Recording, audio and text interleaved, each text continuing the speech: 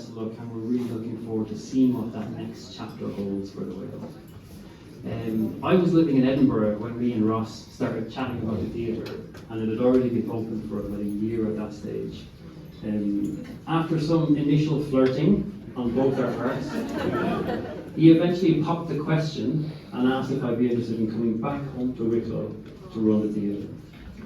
And I know, or I really didn't think I'd be here 5 years later, but if most of you who know Ross will understand, once you're in his world, once you get sucked in by that gravitational pull, you just don't want to leave. You just can't leave. And I know everyone here has felt that same force of gravity that seems to just follow Ross around and pull people in on its way. This little place has so much history, so many stories, and it means so much to everyone here. So on this, our very last night at the Whale, I just want to thank Ross for creating this beautiful space and for building such a wonderful community around it. Greystones will forever be grateful to you for it.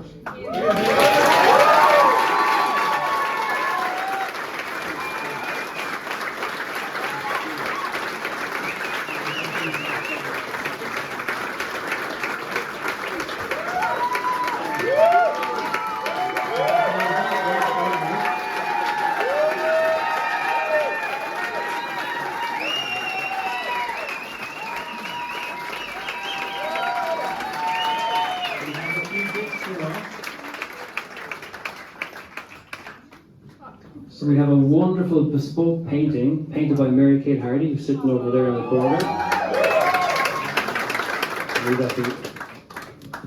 Don't put it in your bathroom. And we have one more thing. Because Ross has never been on the stage and taken the microphone. So from the whole team here at the Whale and the whole of Greystones, a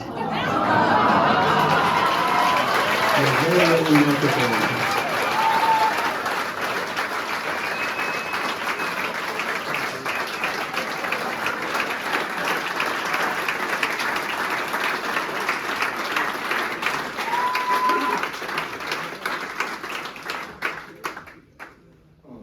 So, I can hardly believe I'm here for lots of reasons.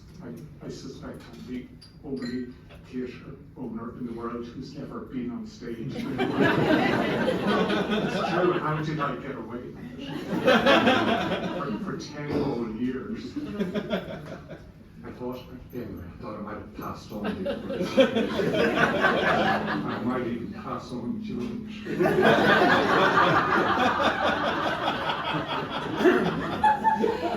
Even after 10 years, I get a warm, fuzzy feeling every time I come in here for a big show. And obviously, tonight is incredible. My last one, and the Holiday Flowers were here last night. I was talking to Liam outside earlier when he was supposed to be on stage. And last night he was saying, "Don't go! Don't go!" Surely you won't spare me that one tonight. He didn't really answer me because the lady came out and said, "You're leaving on stage." So the idea of opening the theatre happened about 10 years ago when my PA, who's been working with me 25 years, Lisa, said, "Don't rent out that place. You could run it. You should open the theatre yourself." And she advised that, even though I had zero experience. But the story of the place came together really like anything because of people. And a lot of the stars, the people in my life are here, and the people who helped put this together. So if you bear with me a couple of minutes, I'd like to name check my Hall of Fame. And the lady Sharon Ryle, the doctor,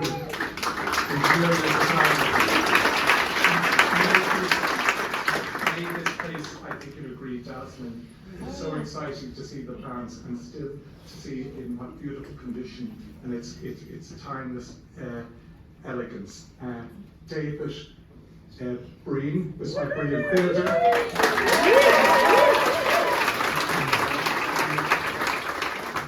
Another person this is David's first show here.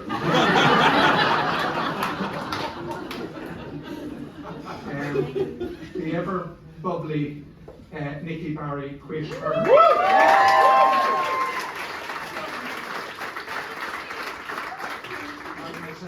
She quit her estate agency job. She's a whiz organiser and set up the office from scratch.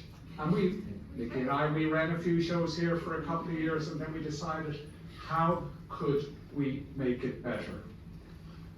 And it was the luckiest and happiest day of my decade when Mr. Brian O'Reilly agreed to sign up as the main artistic director.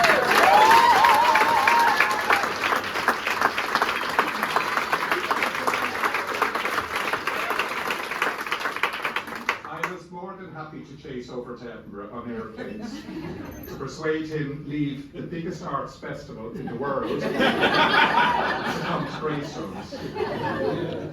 Because of Brian's smarts and incredibly high standards, I knew we could all sleep well at night.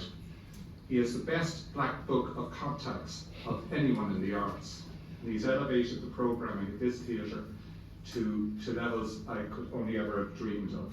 He's a very modest man. I can't wait to see what happens next in his career. So a very sincere thank you to Brian.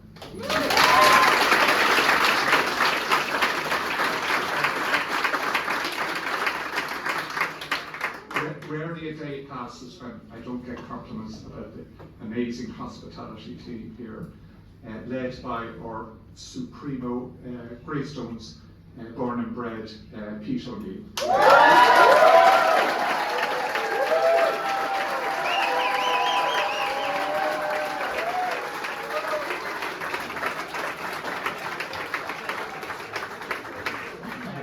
You will see many fantastic young people here tonight, also locals, all smiling, all looking out for each other, maybe a few tears later.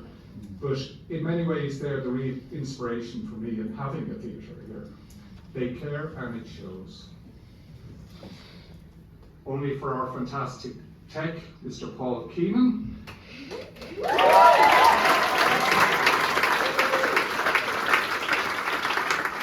Only for him, of course, it would be a case of us all shouting in the dark. Our box office hero, Kia.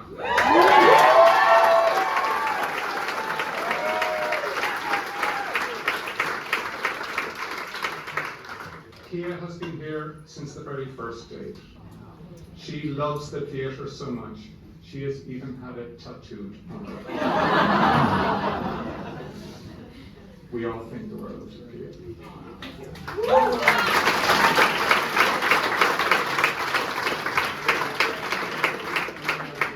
Our fabulous volunteers are all here. It's an all-lady squad.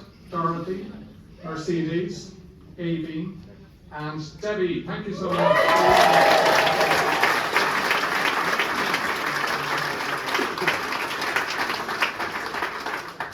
Mary Kate Hardy's here. She's made some beautiful artworks around the space. She's almost our artist in residence. I'm very proud to own some of her art.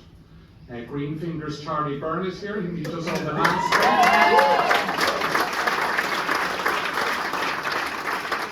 And he has kept the place beautiful the lake for the last 10 years.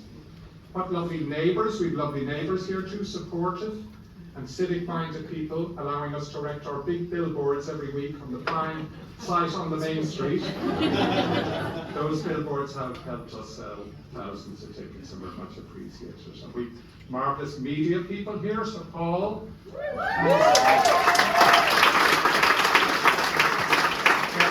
has given steadfast support for a decade, week in, week out. And I think I saw Laura, another VIP from East Coast here, and I think this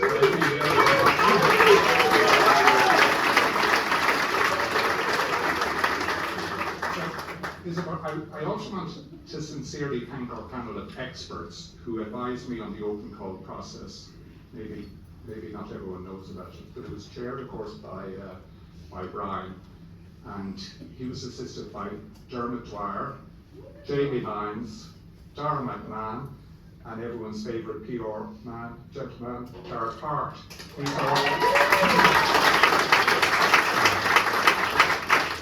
all individuals I respect so much and have helped me in many ways. And we all know now the open call was indeed a big success. And why was that? Because of a force of nature that is the lady Dean Walton.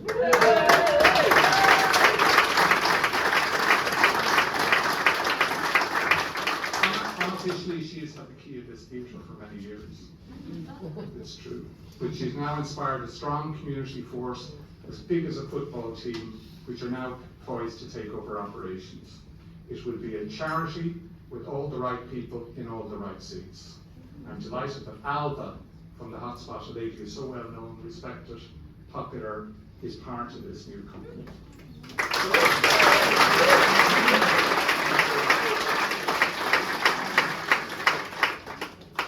I want to share a short funny story about Ross Jr. about the kids for doing this. Ross is here, of course. So he's now 22 and thriving. But one day when he was 14 years of age, sitting in the kitchen at home, he turned to me and said, "Daddy, that theatre seems like an awful lot of work." I said, "It is," I agreed. "When you die, I hope you won't want to leave it to me again."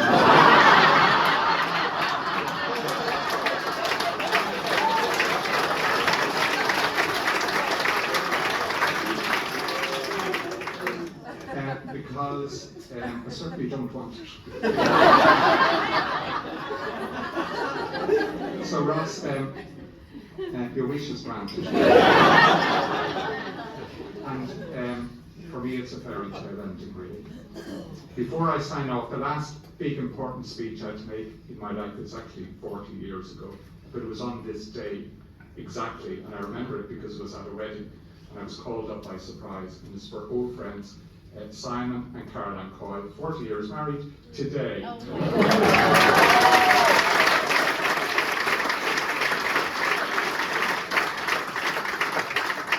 Actually, I introduced them to each other. So have a great evening, everyone. I hope you'll kick back, relax, and enjoy my all-time favourite musicians. God bless you.